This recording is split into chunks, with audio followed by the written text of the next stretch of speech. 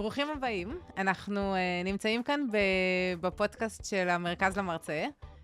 אני תהילה אפל, מרכזת את היחידות הטכנו-פדגוגיות בקריה האקדמית אונו, והיום במיוחד לכבוד הסדנה שלנו באיך מקליטים פודקאסטים שמיועדים להיות חומרי למידה לסטודנטים, הזמנתי לדבר על פודקאסטים את אבינועם עמית יוסף, שיהיה גם המנחה של הסדנה שלנו.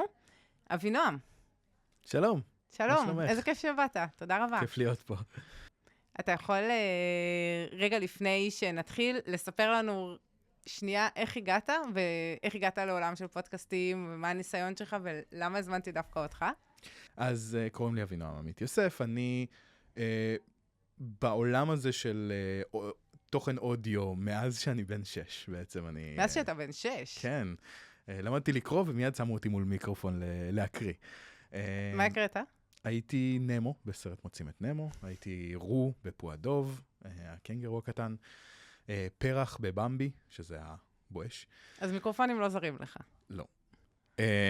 ואני עוסק בלמידה ובטכנולוגיות למידה בערך בעשור האחרון. זאת אומרת, התחלתי ללמד כשהתגייסתי בצבא, ומאז אני מלמד כמעט כל הזמן. זה רוב העיסוק שלי, והשילוב הזה של למידה, לימוד ואודיו, הוא נראה מאוד מאוד טבעי.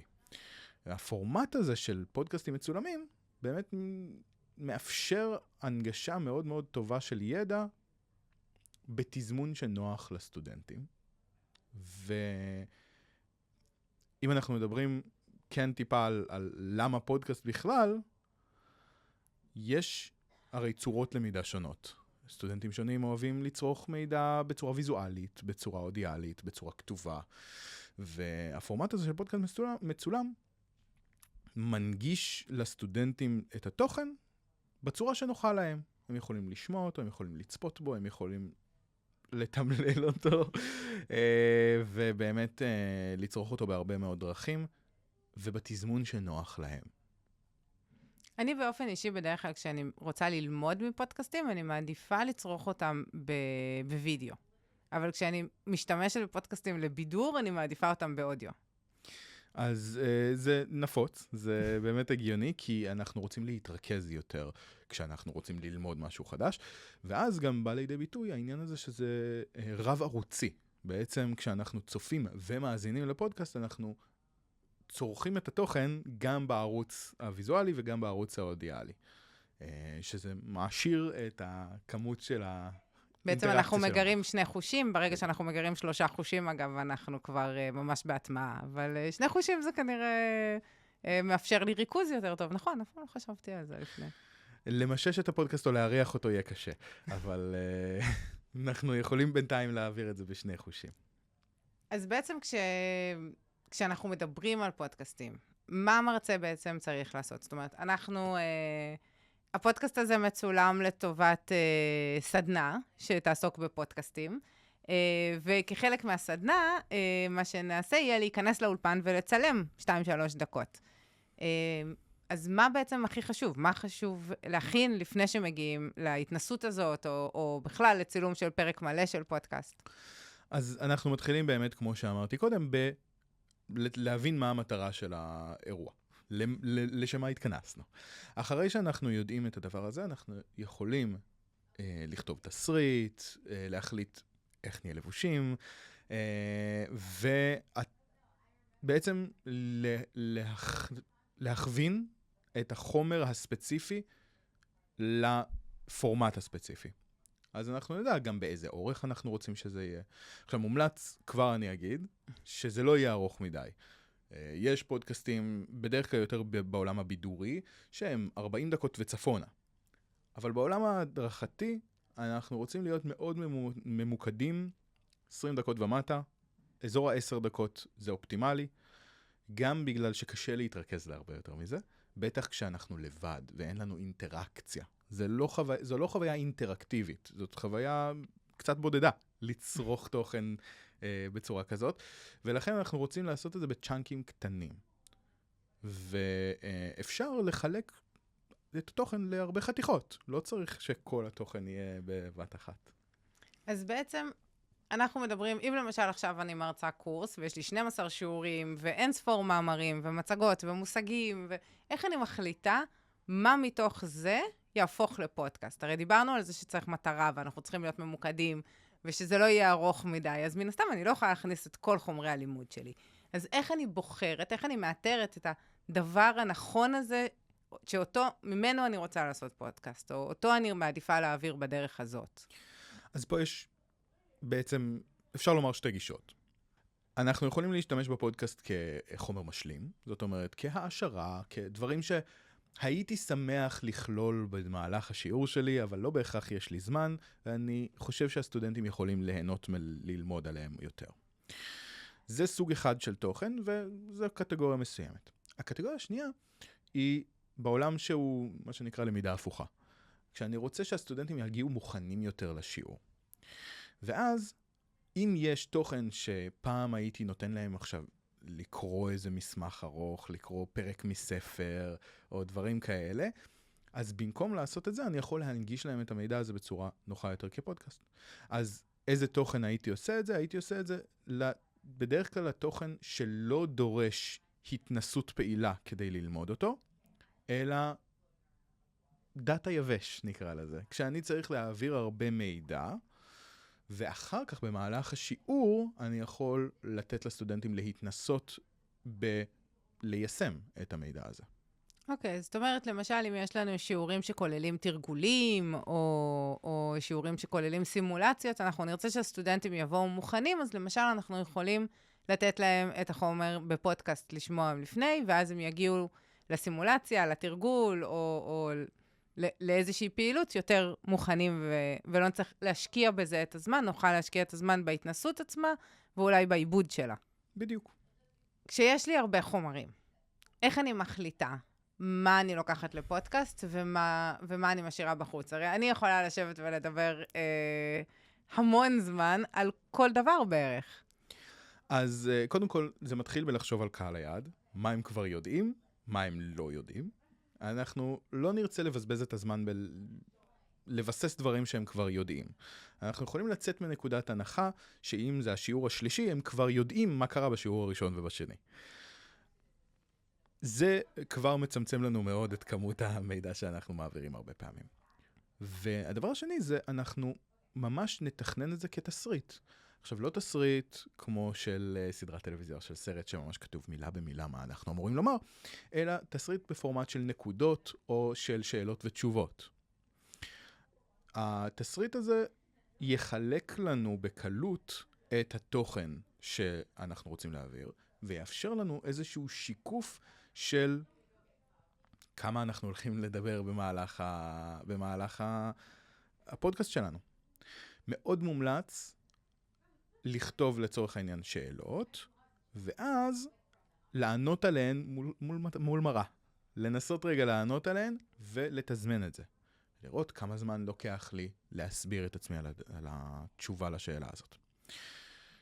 כמו שאמרנו קודם, פודקאסט צריך להיות באזור 10 דקות עד מקסימום 20 דקות, אם אנחנו רוצים שהוא יעביר תוכן לימודי.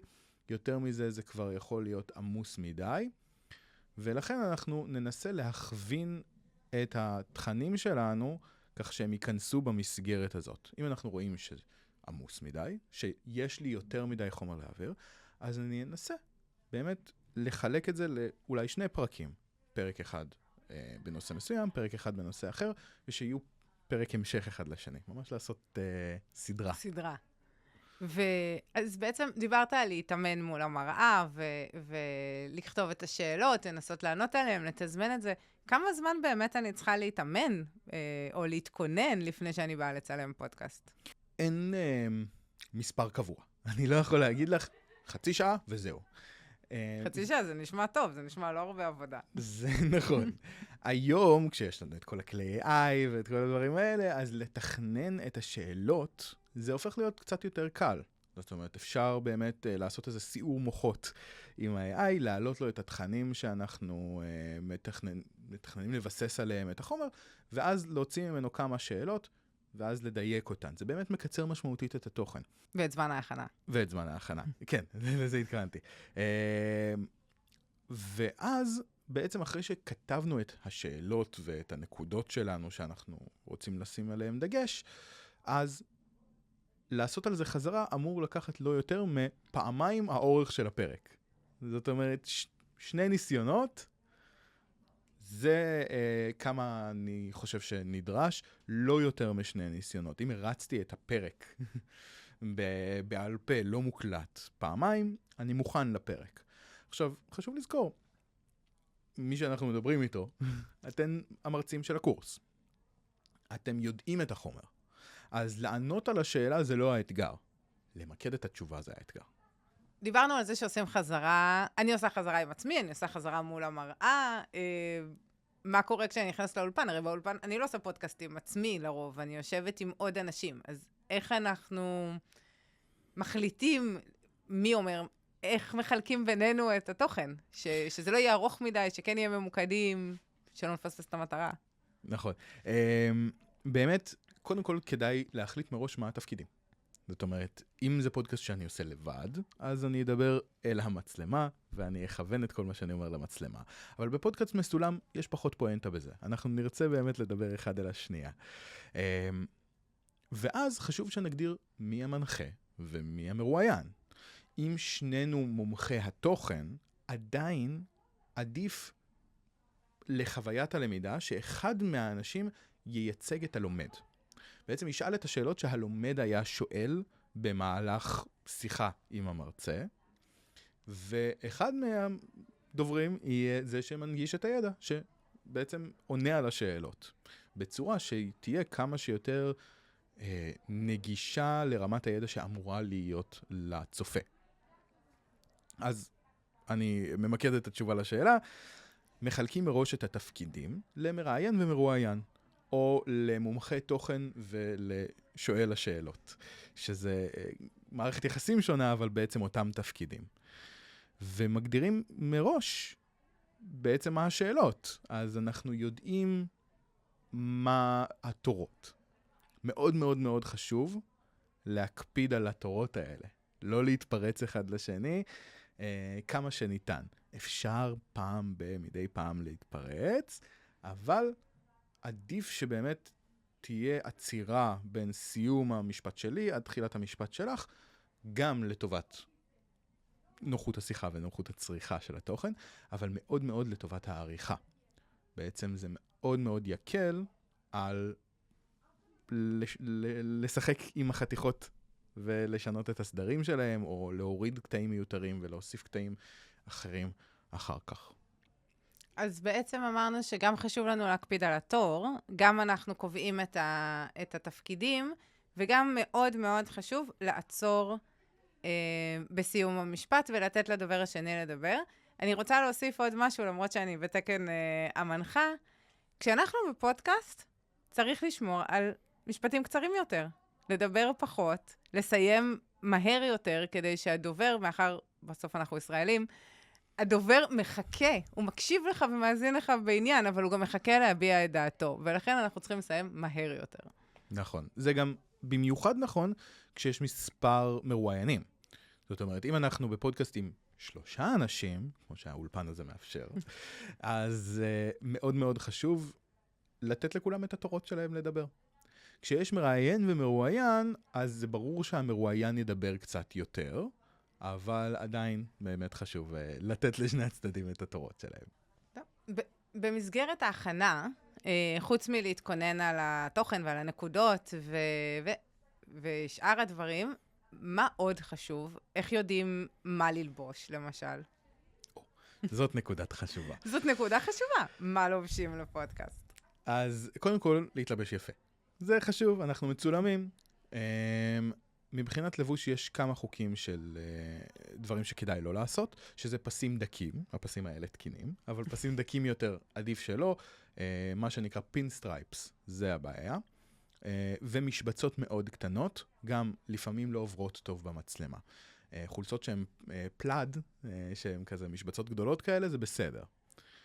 בלי לוגויים גדולים של חברות, בלי איזה פאטרנים שמסיחים את הדעת, או תמונות עם איזה ציור שהוא נורא נורא מרעיש. זה יכול להסיח את דעת הצופה ולהפוך להיות אישו בסרטון.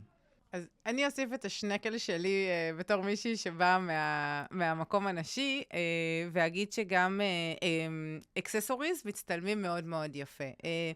לא יותר מדי, אבל כן צמיד, טבעת, איזה עגיל, שרשרת, חגורה. זה בדיוק המקום, כאילו, זה בדיוק המקום להקפיד על הדברים האלה ולהוסיף אותם. הם נותנים איזשהו טאץ' קטן בצילום שתמיד נראה טיפה יותר מתוחכם. וחשוב לומר לגבי האקססוריז, אקססוריז צמודי גוף, מעולה. אקססוריז מתנפנפים, עלולים לעשות רעש, עלולים לעשות הסחות דעת. המון פעמים יצא לי כשהקלטתי אנשים אחרים, שפתאום השרשראות עושות קלינג, לינג, לינג, לינג, או מתחככות אחת בשנייה, או שעון שמתנגש באיזה שולחן ועושה בום גדול. אז צריך לשים לב, לא להרעיש עם האקססוריז, ושזה לא יהיה דברים שמסיחים את הדעת, אבל חד משמעית זה מוסיף המון. אני גם אגיד שמבחינת איפור, מה שמרגיש נוח, אבל גם לבנים כדאי לשים פודרה או משהו נגד הברקה. זאת אומרת, אנחנו תחת תאורה פה, וזה עלול לגרום לאנשים להבריק, בעיקר לאנשים עם פחות שיער, או אור שהוא נוטה להברקות, אז כדאי לשים לב לדבר הזה, ולא להתבייש, זאת לא בושה לשים טיפה איפור לפני שמצטלמים. זה אפילו כיף. התכוננו, התארגנו, הגענו לצלם את הפודקאסט, והכל דפק כמו שעון. מה קורה כשאני מגיעה לאולפן? אז פה באונו יש לנו את היתרון שהאולפן מתופעל לחלוטין על ידי טכנאי. זאת אומרת, יהיו פה אנשים שידעו איך לעשות פליי, לעשות סטופ, לסדר לנו את התאורה, לסדר לנו את המצלמות, אז אנחנו מגיעים כדי לעשות את שלנו, להיות מומחי הידע. מגיעים קצת יותר מוקדם מהשעה המתוכננת, כדי שאם צריך לסדר באמת תאורה, או לעשות תיקונים של איפור, או מצלמה, או דברים כאלה, אז שיהיה אפשר לעשות את זה, וגם כדי להתמודד עם תקלות, אם יש תקלות ברגע האחרון. מאוד מומלץ באמת להגיע אחרי שעשינו כמה נשימות, אחרי שהתארגנו על עצמנו, ולא לבוא ברגע האחרון וישר להתחיל לצלם. להיות עם כוס מים זה מצוין, לא כוס קפה, לא משהו שהוא חלבי. מה הסיבה? אז משתי סיבות. קודם כל, זה פעמיים אותה סיבה בעצם. זה מאוד משפיע על הקול שלנו. זה גורם לנו גם לקול שהוא שומני יותר. מיתרי קול שלנו נהיים קצת שמנוניים כשאנחנו שותים מוצרי חלב. או כל משקה שהוא שומני, זה גם יכול להיות תחליפי חלב. הם הרבה פעמים עם אחוז שומן יחסית גבוה, ולכן זה עושה את אותו דבר. גם קפה נוטה לעשות לך, והדברים האלה גורמים לשיעולים, לקחקוחים, ולשינויים בקול, שיכולים להיות פחות נעימים, וליצור חוויה פחות אופטימלית. ואיך מתנהגים מול המצלמה? אז בעדיפות מתעלמים ממנה. זאת אומרת, זה נורא קשה. יש לנו הסחות דעת פה שזה התאורה, וזה המצלמה, וזה המסך שרואים אותנו בו, וזה נורא קשה לו כל הזמן להסתכל, רגע, איך אני נראה, איך זה עובד. אבל ככל שעובר הזמן קצת יותר קל להתעלם מהסחות דעת האלה, מאוד עוזר פשוט להסתכל על מי שאנחנו מדברים איתו, זה גם נעים יותר לשני הצדדים, וגם משפר את האיכות של הצילום. כדאי מאוד כן לדעת שאנחנו יכולים להסתכל על המצלמה כשצריך, אבל באמת לא לעשות את זה יותר מדי,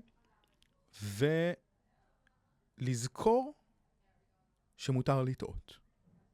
כשאנחנו מול המצלמה, מותר לטעות. מה באמת קורה? מה קורה אם באתי עם כל הנקודות והתכננתי ועשיתי את הכל בבית, ובאתי ממש ממש מוכנה לפודקאסט, ובסוף התחלתי לדבר, ולא יוצא לי, לא מסתדר לי, התשובות לא מוצאות חן בעיניי, משהו לא מתיישב. מה עושים? אז יש שתי רמות לאירוע הזה. ברמה הנמוכה יותר, הפחות קיצונית, שליפססתי, שהתקחקחתי, שהתבלבלתי, שאמרתי משהו בטעות שהוא לא נכון, אם תפסתי את זה בזמן, אז אני עושה איזה כזה, או מחיית כף, ומסמן ככה לעורך, היי, זאת הנקודה שבה יש איזה שינוי, בוא נקליט מחדש את הרגע הזה שטעיתי בו. וחוזרים אחורה בשיחה כאילו היא לא קרתה, ועושים שוב פעם את אותו חלק שבו אמרתי את הדבר הלא נכון, אמרתי דבר שלא מתאים, או סתם היה לי משהו תקוע בגרון. אם הגעתי למצב שאני מסיים את הפודקאסט ואומר, וואו, לא אמרתי שום דבר טעם פה. אז הפתרון האופטימלי פה הוא באמת לחזור לשולחן התכנון. לנסות להבין, רגע, האם אני התבלבלתי בתוכן, או שאולי התוכן הזה פחות מתאים לפורמט הזה, או שאולי השאלות שכתבתי הן פשוט לא השאלות הנכונות. זאת אומרת, יכול להיות מצב, זה נדיר יותר, אבל זה יכול לקרות שאני אצלם פודקאסט שלם, אבין שהוא צריך כולו להיגנז, ואצלם אותו מחדש בגרסה אחרת. אבל זה חשוב לנסות באמת להבין מה היו הטעויות. ובשביל זה שווה לצפות בו. לא אומר עכשיו לערוך אותו ולצפות בו, אבל לצפות בכמה קטעים מתוכו. ולנסות להבין מה הייתה הסיבה שזה לא עבד טוב. עוד דבר חשוב לגבי טעויות, זה שהרבה אנשים נוטים, כשהם תופסים את עצמם על טעות, לעשות מזה אירוע נורא משמעותי. כשאנחנו מקליטים באירועים כאלה, הרבה פעמים עדיף פשוט להמשיך לדבר. פשוט לרוץ על זה. אם זו טעות קטנה, כמו שמלא פעמים כנראה קרה לי במהלך הפרק הזה, של אות לא במקום, מילה לא במקום, משהו אבל שהוא לא הרי גורל, אפשר לרוץ על זה. בסופו של דבר, אם זה היה קורה לי במהלך שיעור, לא הייתי מתחיל את השיעור מחדש. עכשיו שוברים את הכלים ולא משחקים. הייתי ממשיך. אני סומך על הסטודנטים שלי, על הצופים שלי, שיבינו שהליפסוס הקטן הזה הוא לא אירוע מאוד משמעותי. נראה לי גם שאחד הדברים זה ניסיון, כמו כל דבר שאנחנו עושים. ככל שנעשה את זה יותר, אנחנו נהיה מנוסים בזה יותר, נרגיש בנוח יותר, נכיר את האולפן, נכיר את החוויה. אז גם אם בפעם הראשונה זה נראה לא הכי טוב ולא יצא הכי מושלם, זה בסדר, אפשר לבוא ולנסות ולעשות שוב ושוב, עד שהתוצאה תהיה משהו שמניח את הדעת. לא כל פודקאסט שמצלמים חייב מיד לצאת לסטודנטים כחומרי הוראה. זה בסדר גם לבוא ולעשות איזושהי התנסות לפני שמפרסמים את החומרים האלה לסטודנטים. נכון מאוד. רגע לפני שאנחנו מסיימים, איך לסיים פודקאסט כמו שצריך? אז קודם כל כדאי לשים לב, לשמור על אנרגיות חיוביות, לשמור על אנרגיות גבוהות, באמת לא לסיים בירידה, אנחנו לא משועממים, אלא אנחנו עדיין במהלך האירוע. כמובן להודות לסטודנטים, ללומדים, לצופים שהם צפו, ואם זה משהו שהוא לפני שיעור, אז לתת אולי איזה קדימון למהלך השיעור, ובשיעור נדבר גם על ככה וככה וככה, או אם זה משהו שהוא בא אחרי שיעור, אז באמת לסגור ככה יפה את כל המהלך של הלמידה הזאת, ולנסות, אם אפשר, לסגור באיזה משפט מסכם, שממש סוגר בצורה ברורה גם את החוויה של הלמידה, וגם מדגיש את הנקודה העיקרית שאנחנו היינו רוצים שהלומדים יצאו ממנה. אז איך היית סוגר את הפודקאסט הזה? אז קודם כל תודה שצפיתם. תודה שבאת. אני הולך לפגוש אתכם במהלך הסדנה שלנו, ואני מקווה שעכשיו הבנתם שלהקליט פודקאסט זה לא אירוע כל כך מורכב וקשה, ושאתם יכולים לעשות את זה בהצלחה גדולה. אז אנחנו נתראה בשיעור, ותודה רבה.